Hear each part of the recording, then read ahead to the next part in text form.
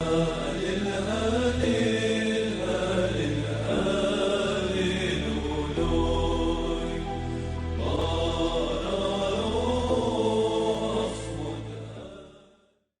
ക്ലാസ്സിലെ എല്ലാ കുഞ്ഞുമക്കൾക്കും ക്രിസ്തയേശുവിൻ നാമത്തിൽ സ്നേഹവന്ദനം. എല്ലാവർക്കും സുഖമല്ലേ? സന്തോഷമല്ലേ? ദൈവം നമ്മോട് കൂടെയുണ്ട്. ആരും പേടിക്കണ്ട കേട്ടോ. Be happy. ഓക്കെ, ഇന്നത്തെ പാഠഭാഗത്തേക്ക് പോകുന്നതിന് മുമ്പ് നമുക്കൊന്ന് പ്രാർത്ഥിക്കാം. ഞങ്ങളെ അളവറ്റ് സ്നേഹിക്കുന്ന ഞങ്ങളുടെ സ്വർഗസ്ഥനായ പിതാവേ, അവിടുത്തെ തിരുവചനങ്ങൾ പഠിക്കുവാൻ വേണ്ട പരിശുദ്ധാത്മ കൃപയും കരുണയും ഞങ്ങളിലേക്ക് ചൊരിയണമേ. ഞങ്ങളുടെ ഹൃദയ കണ്ണുകളെ പ്രകാശിപ്പിക്കണമേ. ഞങ്ങൾക്ക് വിവേകവും വിജ്ഞാനവും പ്രദാനം ചെയ്യണമേ. ആമേൻ. ഇന്ന് നാം പഠിക്കാൻ പോകുന്നത് ഭാഗം 5, സഭാചരിത്രം, ധന്യരായ സ്ലീഹന്മാരുടെ ചരിത്രത്തിൽ നിന്ന്, പേജ് 68. ഇവിടെ യേശുവിൻ്റെ ശിഷ്യന്മാരായിരുന്ന 2 സ്ലീഹന്മാരെ കുറിച്ചാണ് നാം പഠിക്കാൻ പോകുന്നത്. നമ്മുടെ കർത്താവായ യേശു സ്വർഗത്തിൽ നിന്ന് ഭൂമിയിലേക്ക് മനുഷ്യനായി അവതരിച്ചു, അല്ലേ? എന്തിനു വേണ്ടിയാണ്? ഭൂമിയിലെ പാപികളായ മനുഷ്യർ, നമ്മളെപ്പോലെ പാപികളായ മനുഷ്യരെ നിത്യരക്ഷയിലേക്ക് നയിക്കുന്നതിന് വേണ്ടി യേശു സ്വർഗത്തിൽ നിന്ന് ഭൂമിയിലേക്ക് അവതരിച്ചു. മനുഷ്യരെ ദൈവത്തിലേക്ക് ചേർക്കുന്നതിന് വേണ്ടി തൻ്റെ ലക്ഷ്യം എന്തായിരുന്നു? മനുഷ്യരെ ദൈവത്തോട് ചേർക്കുക, നിത്യരക്ഷ മനുഷ്യന് കൊടുക്കുക എന്നുള്ളതായിരുന്നു. ആ ലക്ഷ്യം പൂർത്തിയാക്കുന്നതിന് വേണ്ടി തന്നെ സഹായിക്കുന്നതിനായി, യേശുവിനെ സഹായിക്കുന്നതിനായി യേശു കുറച്ചു പേരെ തിരഞ്ഞെടുത്തു. അവരെയാണ് സ്ലീഹന്മാർ അല്ലെങ്കിൽ ശിഷ്യന്മാർ എന്ന് നാം പറയുന്നത്. അവരെത്ര പേരുണ്ടായിരുന്നു? നിങ്ങൾക്കറിയില്ല എത്ര പേരുണ്ടായിരുന്നു എന്ന്? 12 പേരുണ്ടായിരുന്നു.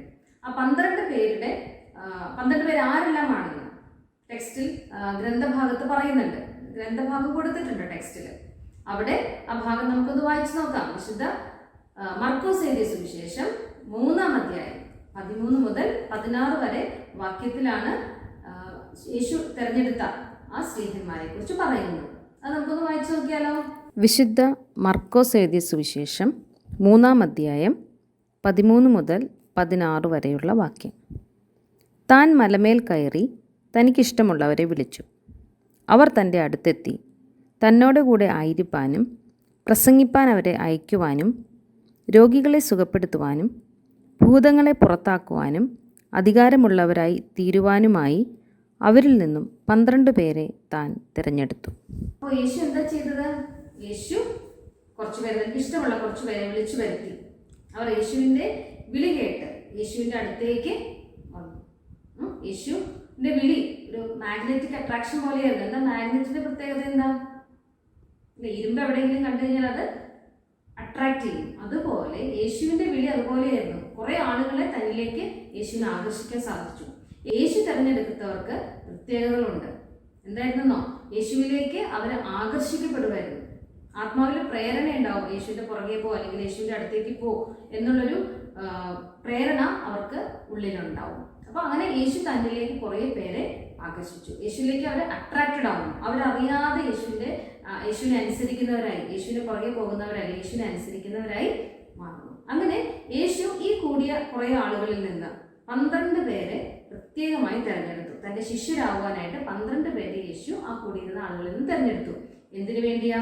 ഒന്ന്, തന്നോട് കൂടെ ആയിരിക്കാൻ, യേശുവിൻ്റെ കൂടെ എപ്പോഴും ആയിരിക്കാൻ, ദൈവരാജ്യം പ്രസംഗിക്കുന്നതിന് വേണ്ടി അവരെ അയക്കുവാൻ, പിന്നെ രോഗികളെ സുഖപ്പെടുത്തുവാൻ, ഭൂതങ്ങളെ പുറത്താക്കുവാൻ, അധികാരമുള്ളവരാക്കി തീർക്കുവാൻ, ഇതിനെല്ലാം വേണ്ടി യേശു ഈ 12 പേരെ തിരഞ്ഞെടുക്കുന്നു.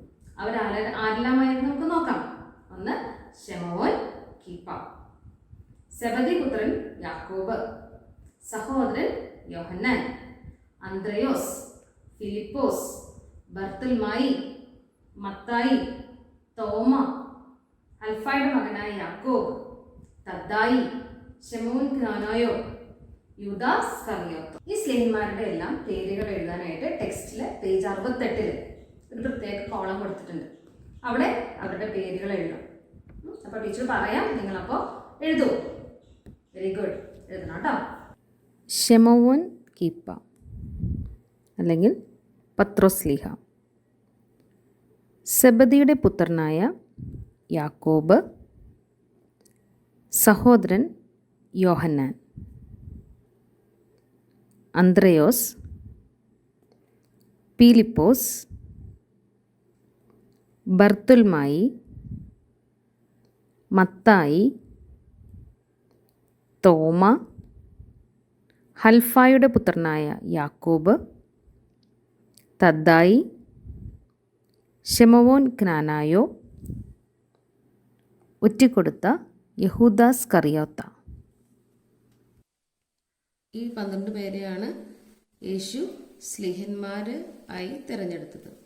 ശെമവോൻ, കീപ്പ, ശിമോൻ പത്രോസ്, സെബദിപുത്രന്മാരായ യാക്കോബും യോഹന്നാനും, അന്ത്രയോസ്, ഫിലിപ്പോസ്, ബർത്തുൽമായി, മത്തായി, തോമ, ഹൽഫായുടെ മകനായ യാക്കോബ്, തദ്ദായി, ശെമോൻ ക്നാനായോ, യഹൂദ സ്കറിയോത്ത. ഈ 12 പേരിൽ ഒരാൾ യേശുവിനെ യഹൂദർക്ക് ഒറ്റിക്കൊടുത്തു, അല്ലേ? യേശുവിനെ ചതിച്ചു. അതാരാണ്? നിങ്ങൾക്കറിയാലോ, ആരാണ് യേശുവിനെ ഒറ്റിക്കൊടുത്തത്? യെസ്, യൂദ സ്കറിയോത്ത്. യേശുവിൻ്റെ സാന്നിധ്യം അവനിൽ നിന്ന് അകന്നുപോയി.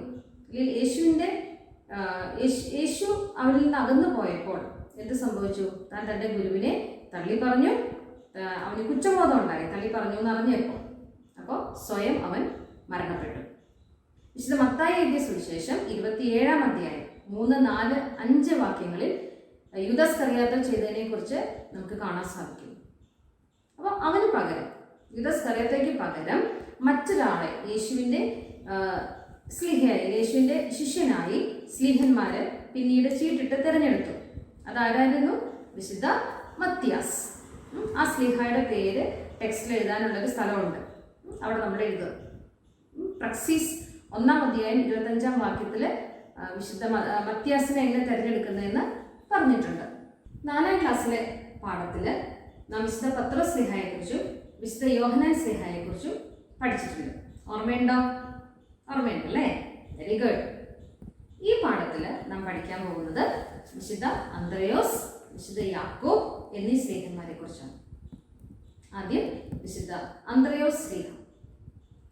അന്ത്രയോസ് എന്ന പേരിനർത്ഥം ധീരൻ എന്നാണ്. ധൈര്യശാലി, ബ്രേവ്. ധീരൻ എന്നാണ് അന്ത്രയോസ് എന്ന പദത്തിന്റെ അർത്ഥം.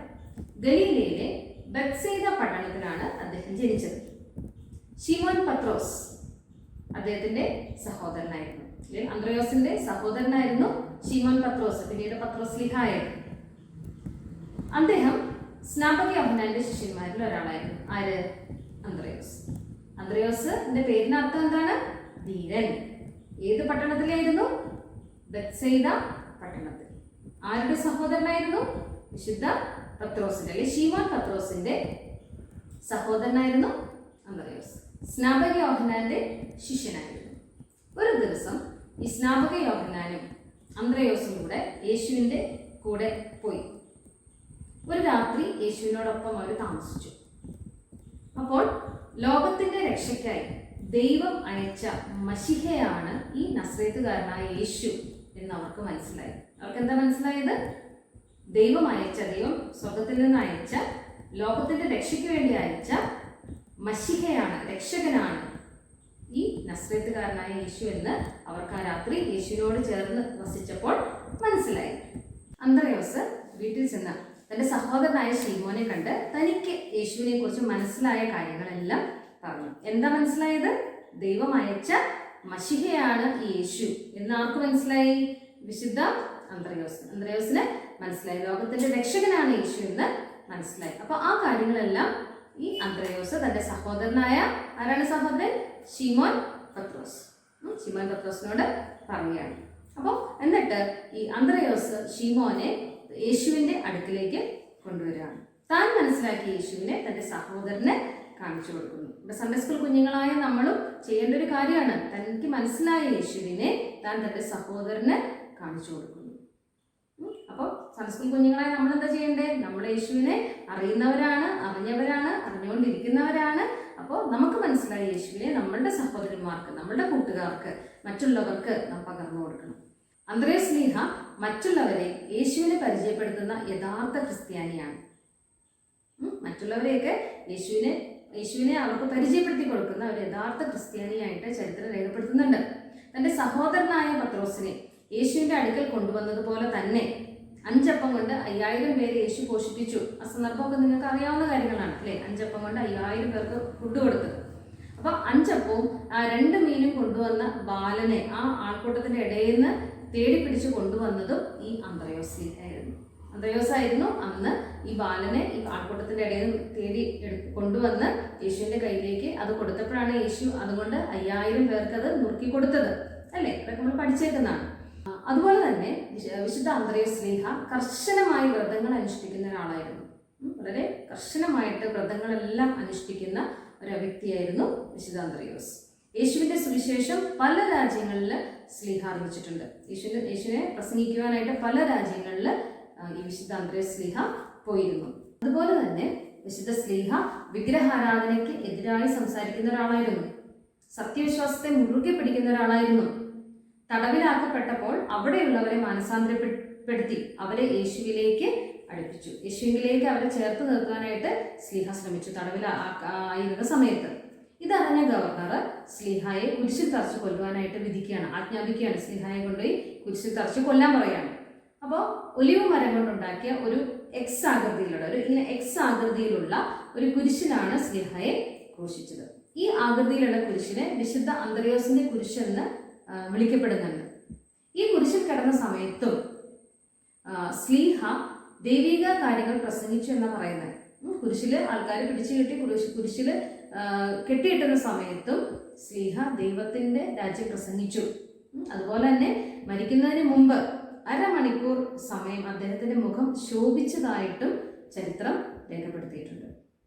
അപ്പൊ അത്രയ്ക്ക് ശോഭ. അതിന്റെ അർത്ഥം എന്താ? ദൈവകൃപ ഈ ശ്ലീഹായിൽ നിറഞ്ഞു നിന്നിരുന്നു. എത്രയോ പീഡനങ്ങൾ ഏറ്റപ്പോൾ പോലും യേശുവിനെ തള്ളിപ്പറയാതെ യേശുവിനെ പ്രസംഗിച്ച ആളായിരുന്നു വിശുദ്ധ അന്ത്രയോസ് ശ്ലീഹ.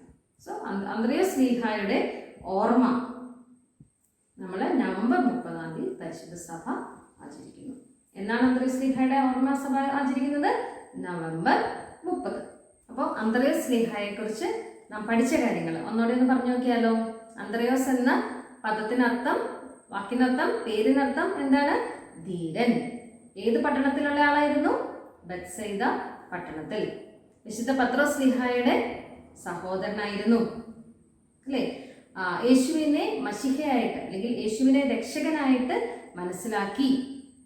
അപ്പോൾ അങ്ങനെ തൻ്റെ സഹോദരനെയും കൂടെ യേശുവിലേക്ക് അടുപ്പിച്ചു. അല്ലെങ്കിൽ യേശുവിനെ രക്ഷകനായിട്ട് മനസ്സിലാക്കിയപ്പോൾ ആ കാര്യം തൻ്റെ സഹോദരനോട് പറഞ്ഞു കൊടുക്കുന്നു. 5 അപ്പവും 2 മീനും കൈവശമുള്ള ബാലനെ ആളുകളുടെ ഇടയിൽ നിന്ന് വിളിച്ചുകൊണ്ട് വന്ന് ആളുകൾക്ക് അത് തിരികെ യേശു നൽകി ആളുകളെ തൃപ്തരാക്കി. അവർ വിശന്ന് വലഞ്ഞിരുന്ന സമയത്താണ്, ആരുടെയെങ്കിലും കയ്യിൽ എന്തെങ്കിലുമൊക്കെ ഉണ്ടോ എന്ന് യേശു ചോദിക്കുന്ന സമയത്ത് ശ്ലീഹ പോയി ഈ ബാലനെ തപ്പി കണ്ടുപിടിച്ചുകൊണ്ട് വന്ന് ആ ബാലന്റെ കയ്യിലുണ്ടായിരുന്ന സാധനം യേശുവിനെ ഏൽപ്പിക്കുന്നു. അപ്പൊ മറ്റുള്ളവരെ കരുതുന്ന ഒരു സ്വഭാവ സവിശേഷതയോടെ നമുക്കിവിടെ കാണാൻ സാധിക്കുന്നുണ്ട്. വ്രതങ്ങളൊക്കെ കർശനമായി പാലിച്ചു. നോമ്പ്, ഉപവാസം, അങ്ങനെയുള്ള വ്രതങ്ങളെല്ലാം കർശനമായിട്ട് പാലിച്ച ഒരാളായിരുന്നു. പല രാജ്യങ്ങളിൽ സുവിശേഷം അറിയിച്ചു. വിഗ്രഹാരാധനയ്ക്കെതിരായി പ്രവർത്തിച്ചു. സത്യവിശ്വാസം മുറുകെ പിടിച്ചു.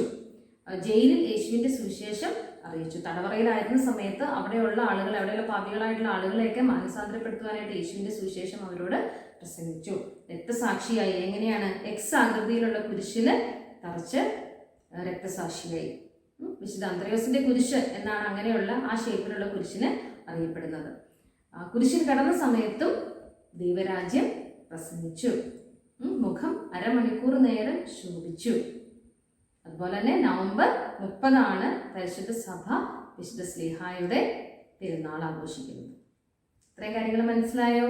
വിശുദ്ധ അന്ത്രയോസ് ശ്ലീഹായെ കുറിച്ച് മനസ്സിലായോ? എന്ത് ചോദ്യം ചോദിച്ചാലും പറയോ? Very good. രണ്ടാമതായി നാം പഠിക്കാൻ പോകുന്ന ശ്ലീഹയാണ് വിശുദ്ധ യാക്കോബ് ശ്ലീഹ. യാക്കോബ് ശ്ലീഹായും ഗലീലയിലെ ബത്സയിദ പട്ടണക്കാരനായിരുന്നു. ഗലീലയിലെ ബത്സയിദ പട്ടണത്തിലാണ് അദ്ദേഹവും ജനിച്ചത്. സെബദി എന്ന മത്സ്യബന്ധനക്കാരന്റെ മകനായിരുന്നു വിശുദ്ധ യാക്കോബ് ശ്ലീഹ. സഹോദരനായ യോഹന്നാൻ യേശുവിന്റെ ശിഷ്യനായിരുന്നു.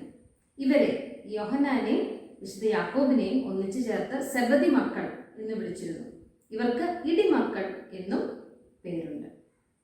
അപ്പോൾ യാക്കോബ് ശ്ലീഹായുടെയും യോഹന്നാൻ ശ്ലീഹായുടെയും പേരെന്താണ്? ഇടിമക്കൾ. അവരെ സെബദി മക്കൾ എന്നും വിളിച്ചിരുന്നു. സെബദിയുടെ പുത്രന്മാരായിരുന്നുകൊണ്ട് അവര് ഗലീല ദേശക്കാരായിരുന്നു. ഒരു ദിവസം യാക്കോബും യോഹന്നാനും ഗലീലി കടലിൽ മീൻ പിടിക്കാൻ പോയി. അവർ സഹോദരന്മാരാണ്. അവര് മീൻ പിടിക്കാനായിട്ട് ഗലീലി കടലിൽ പോവാണ്. രാത്രി മുഴുവൻ അധ്വാനിച്ചു. ഒട്ടും ഒരു മീനും പോലും അവർക്ക് കിട്ടിയില്ല. അപ്പോൾ അവരുടെ വള്ളത്തിനോട് ചേർന്ന് പത്രോസും തന്റെ വള്ളവുമായി അവരുടെ കൂടെ ഉണ്ടായിരുന്നു. പത്രോസ് നാട്ടുകാരനാണ്. പിന്നീട് പത്രോസ് സ്ലീഹായ യേശുവിന്റെ ശിഷ്യനായിരുന്ന പത്രോസ് സ്ലീഹ. പത്രോസും തന്റെ വള്ളവുമായിട്ട് അവരുടെ കൂടെ ഉണ്ടായിരുന്നു. ഇവർക്ക് രണ്ടുപേർക്കും രാത്രി മുഴുവൻ അധ്വാനിച്ചിട്ടും ഒട്ടും ഒരു മീനിനെ പോലും കിട്ടിയില്ല. അപ്പൊ അവര് രാവിലെ ആയപ്പം വള്ളമൊക്കെ കരയിലേക്ക് അടുപ്പിച്ചു. ഒരു വള്ളം കരയിലേക്ക് അടുപ്പിച്ച് വലയൊക്കെ കഴുകിക്കൊണ്ടിരിക്കുന്ന സമയത്ത് അവർ നോക്കുമ്പോൾ യേശു കരയിൽ ഇരുന്ന് പ്രസംഗിക്കുന്നത്, അല്ലെ മറ്റുള്ളവരെ ഉപദേശിക്കുന്നത് അവര് കണ്ടു. അപ്പൊ നമ്മൾ നേരത്തെ കണ്ട യേശുവിന്റെ ഒരു ഗുണം എന്താ? തന്നിലേക്ക് എല്ലാവരെയും ആകർഷിക്കുന്ന ഒരു ഗുണം യേശുവിനുണ്ടായിരുന്നു. അപ്പൊ ഒത്തിരി പേര് യേശുവിന്റെ ഈ സംസാരം കേൾക്കാൻ, യേശുവിന്റെ ഉപദേശം കേൾക്കാൻ യേശുവിനോട് അടുത്ത് വന്നിരിക്കുന്നുണ്ടായിരുന്നു. ജനങ്ങൾ യേശുവിന്റെ വാക്ക് കേൾക്കുവാനായിട്ട് ഒത്തിരി തിക്കി തിരക്കി ആ സമയമായപ്പം ഒത്തിരി പേര് വന്നു. അപ്പോൾ യേശു തിക്കും തിരക്കൊക്കെ വന്നപ്പോൾ യേശു എന്ത് ചെയ്തു? ശിമോൻ പത്രോസിന്റെ വള്ളത്തിൽ കയറി കരയിൽ നിന്ന് അല്പം മാറി തിക്കൊക്കെ ഒന്ന് കുറയ്ക്കാൻ വേണ്ടി, തിരക്ക് കുറയ്ക്കാൻ വേണ്ടി ശിമോൻ പത്രോസിന്റെ വള്ളത്തിൽ കയറി ഇരുന്ന് അവരോട് സംസാരിച്ചുകൊണ്ടിരുന്നു. ശിമോൻ പത്രോസിന്റെ വള്ളത്തിൽ കയറി ശിമോൻ പത്രോസിന് എന്തെങ്കിലും കിട്ടിയായിരുന്നോ? ഒന്നും കിട്ടിയില്ലായിരുന്നു, അല്ലെ? അവർ വെറും കൈയോടെയാണ് തിരിച്ചു വന്നത്. അപ്പോൾ യേശു ഈ ശിമോന്റെ വള്ളത്തിൽ കയറിയിരുന്ന് ഈ ജനങ്ങളോട് പ്രസംഗിക്കുകയാണ്, അല്ലെങ്കിൽ ഉപദേശിക്കുകയാണ്. അവരോട് ഒത്തിരി കാര്യങ്ങൾ ഇങ്ങനെ പറഞ്ഞു കൊടുക്കുകയാണ്. യേശു പത്രോസിന്റെ വള്ളത്തിലിരുന്ന് ജനങ്ങളോട് സംസാരിച്ചുകൊണ്ടിരിക്കുന്ന സമയത്ത് പത്രോസിനോട് യേശു പറയാണ്, ആഴത്തിലേക്ക് നീക്കി വലയെറിയുവാൻ. അപ്പോൾ യേശു അങ്ങനെ പറഞ്ഞു കഴിഞ്ഞപ്പോൾ പത്രോസ് മറുപടി പറയാണ്, നിന്റെ വാക്കിന് വലയിറക്കാം. കാരണം ഇവര് രാത്രി മുഴുവൻ അധ്വാനിച്ചവരാണ്, അല്ലേ? രാത്രി മുഴുവൻ ഗലീലി കടലിലൂടെ നടന്നിട്ടൊന്നും ഒരു മീനിനെ പോലും കിട്ടിയില്ല. രാവിലെ ആയപ്പോഴത്തേക്കും അവർ നിരാശരായി തിരിച്ച് കരയിലേക്ക് വന്ന സമയത്താണ് യേശു ഈ ജനങ്ങളുടെ ഇടയിൽ നിന്ന് പ്രസംഗിക്കുന്നത്, അവരോട് സംസാരിക്കുന്നത് ഇവർ കണ്ടത്. അപ്പോൾ യേശു പറയാണ്, നീ ആഴത്തിലേക്ക് നീക്കി വലയെറിയൂ എന്ന് പത്രോസിനോട് പറഞ്ഞപ്പോൾ നിന്റെ വാക്കിന് വലയിറക്കാം. അതായത് യേശു പറഞ്ഞതുകൊണ്ട് മാത്രം ഞങ്ങൾക്കൊരു വിശ്വാസമില്ല, പക്ഷെ യേശു പറയുന്ന വാക്കിൽ ഞങ്ങൾക്ക് വിശ്വാസമുണ്ട്. നിന്റെ വാക്കിന് വലയിറക്കാം എന്ന് പറഞ്ഞാൽ പത്രോസ് വലയിറക്കുകയാണ്. ആഴത്തിലേക്ക് നീക്കി വലയിറക്കി. ആ സമയത്ത് എന്ത് സംഭവിച്ചു? വല കീറുവാൻ തക്കവണ്ണം നിറയെ മത്സ്യം അവർക്ക് ലഭിച്ചു. രണ്ട് വള്ളത്തിലുള്ളവർക്കും. ആരെല്ലാമായിരുന്നു വള്ളത്തിൽ മീൻ പിടിക്കാൻ പോയത്? ഒരു വള്ളത്തില് പത്രോസും മറ്റേ വള്ളത്തില് സെബദി പുത്രന്മാരായിരുന്ന വിശുദ്ധ യാക്കോബും യോഹന്നാനും. അപ്പൊ ഈ രണ്ട് വള്ളത്തിലുള്ളവർക്കും വല കീറിപ്പോകാൻ പാകത്തിന് നിറച്ച് മീൻ കിട്ടി. അപ്പോൾ ഈ ഒരു സംഭവത്തിന് ശേഷം ഇവർ യേശുവിനെ അനുഗമിച്ചു.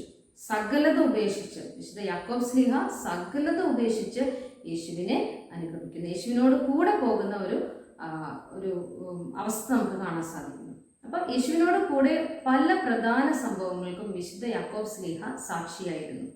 മറുരൂപ മലയിൽ സംഗാലിയ പ്രമാണി യായിറോസിന്റെ മകളെ ഉയർപ്പിച്ചപ്പോൾ, ഗത്സമൻ തോട്ടത്തില് യേശു പ്രാർത്ഥിക്കാൻ പോയപ്പോൾ, കാനാവിലെ കല്യാണ വിരുന്നില് പത്രോസിന്റെ അമ്മായിയമ്മയെ സുഖപ്പെടുത്തിയപ്പോൾ, ഈ പറയുന്ന സംഭവങ്ങൾ നടക്കുന്ന സമയത്തെല്ലാം ഈ വിശുദ്ധ യാക്കോബ് സ്ലീഹ യേശുവിനോട് ഒപ്പമുണ്ടായിരുന്നു എന്ന് പറയപ്പെടുന്നു. അപ്പൊ യേശു ചെയ്ത പല കാര്യങ്ങളിലും, അല്ലെങ്കിൽ യേശുവിനോടൊപ്പം ഒത്തിരി നാള് പല കാര്യങ്ങളിലും ഒരു ഭാഗമാകുവാൻ ആർക്ക് സാധിച്ചു? വിശുദ്ധ യാക്കോബ് സ്ലീഹായ്ക്ക് സാധിച്ചു. ദൈവവിളി അനുസരിച്ച്, യേശുവിന്റെ വിളി അനുസരിച്ച് മനുഷ്യരെ പിടിക്കുന്നവരാക്കി മാറ്റിയാരെ? വിശുദ്ധ യാക്കോബ് സ്ലീഹായെ. അപ്പോൾ മനുഷ്യരെ ദൈവത്തിലേക്ക് ആകർഷിക്കുന്ന ആളുകളാക്കി ഈ സ്ലീഹന്മാരെ മാറ്റിയായിരുന്നു. മീൻപിടുത്തക്കാരായിരുന്നു ആദ്യം. യേശുവിന്റെ മിക്ക ശിഷ്യന്മാരും മീൻപിടുത്തക്കാരായിരുന്നു. അവരെ എല്ലാവരെയും മനുഷ്യരെ പിടിക്കുന്നവരാക്കി യേശു മാറ്റാം എന്ന് പറഞ്ഞാണ് അവരെ വിളിച്ചുകൊണ്ട് പോയത്. അപ്പോൾ മനുഷ്യരെ ദൈവത്തിലേക്ക് ആകർഷിക്കുന്നവരായി ഈ സ്ലീഹന്മാരൊക്കെ മാറിയായിരുന്നു. അപ്പോൾ ഈ വിശുദ്ധ യാക്കോബ് സ്ലീഹ സ്ലീഹന്മാരിൽ തന്നെ ആദ്യത്തെ രക്തസാക്ഷിയാണ്. സ്ലീഹന്മാരിലെ ആദ്യത്തെ രക്തസാക്ഷിയായിരുന്നു വിശുദ്ധ യാക്കോബ് സ്ലീഹ.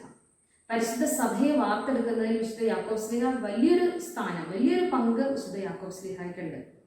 അതുപോലെ രാജാവായ ഹെരോദ അഗ്രിപ്പ ഒന്നാമൻ വിശുദ്ധ സ്ലീഹായെ വാളുകൊണ്ട് ശിരച്ഛേദം ചെയ്ത് വധിച്ചതായിട്ട് ചരിത്രം രേഖപ്പെടുത്തുന്നു.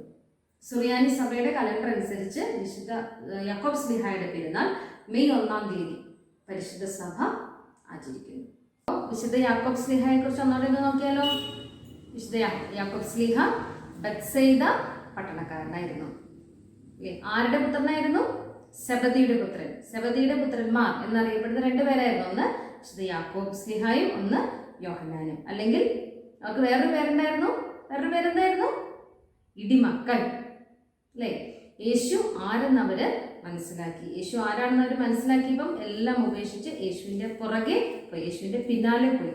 അതുപോലെ തന്നെ യേശുവിന്റെ പല പ്രധാന സംഭവങ്ങൾക്കും സ്ലീഹയ്ക്ക് സാക്ഷിയാവാൻ സാധിച്ചു.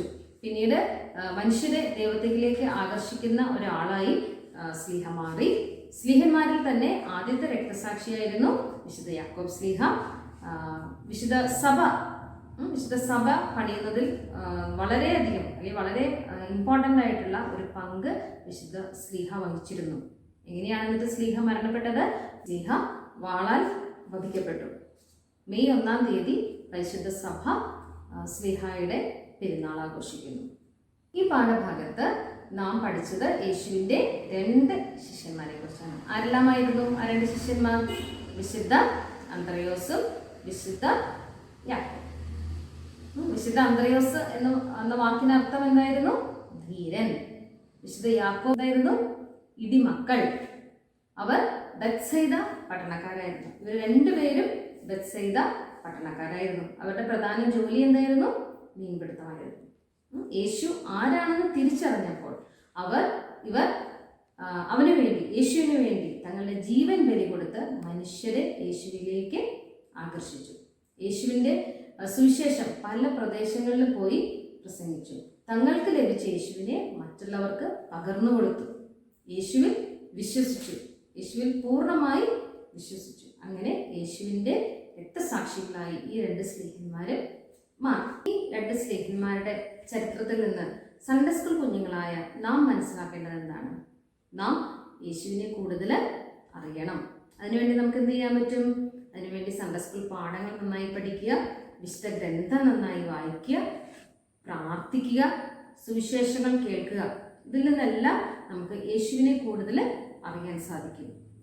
പിന്നെ നമുക്ക് ലഭിക്കുന്ന യേശുവിൻ്റെ കൃപയും അനുഗ്രഹങ്ങളും മറ്റുള്ളവരിലേക്ക് പകർന്നു കൊടുക്കുക.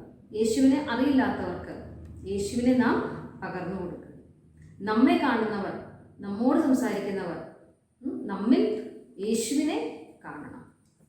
അപ്പോൾ സ്ലീഹന്മാരെ പോലെ നാമുമായി തീരും. യേശുവിനെ സാക്ഷിക്കുന്നവരായി മാറും. അങ്ങനെ നമ്മൾ സ്വർഗരാജ്യത്തിന് അവകാശികളായി മാറും. നാം ചെയ്യേണ്ടതെന്താ? യേശുവിനെ കൂടുതൽ മനസ്സിലാക്കുക, യേശുവിനെ കൂടുതൽ അറിയുക. നമുക്ക് കിട്ടിയ യേശുവിനെ നാം മറ്റുള്ളവർക്ക് പകർന്നു കൊടുക്കുക. നമ്മളെ കാണുമ്പോൾ, മറ്റുള്ളവർ നമ്മോട് സംസാരിക്കുമ്പോൾ യേശുവിൻ്റെ സാന്നിധ്യം അവർക്ക് നമ്മളിൽ മനസ്സിലാക്കണം, നമ്മളിലുണ്ടെന്ന് അവരെ മനസ്സിലാക്കണം. അപ്പോൾ നമ്മളും സ്ലീഹന്മാരെ പോലെ യേശുവിനെ സാക്ഷിക്കുന്നവരായി മാറുന്നു. അപ്പോൾ അങ്ങനെ നമുക്ക് സ്വർഗരാജ്യം അവകാശമായി തീരുന്നു. എല്ലാവർക്കും മനസ്സിലായില്ല ഇത്രയും കാര്യങ്ങൾ? ഇനി നമുക്ക് കുറച്ച് ഉത്തരങ്ങൾ കണ്ടെത്താനുണ്ട്. അതെന്താണെന്ന് നമുക്ക് നോക്കാം. ടെക്സ്റ്റ് ഒന്ന് എടുത്ത് നോക്കാം. ഉത്തരം എഴുതുക. വിശുദ്ധ അന്ത്രയോസ് ജനിച്ച പട്ടണം ഏതായിരുന്നു? ബത്സയിദ. വിശുദ്ധ അന്ത്രയോസിൻ്റെ കുരിശിൻ്റെ പ്രത്യേകത എന്ത്? ഒലിവ് മരം കൊണ്ടുണ്ടാക്കിയ എക്സ് ആകൃതിയിലുള്ള അല്ലെങ്കിൽ ഗുണന ചിഹ്നം പോലുള്ള കുരിശായിരുന്നു.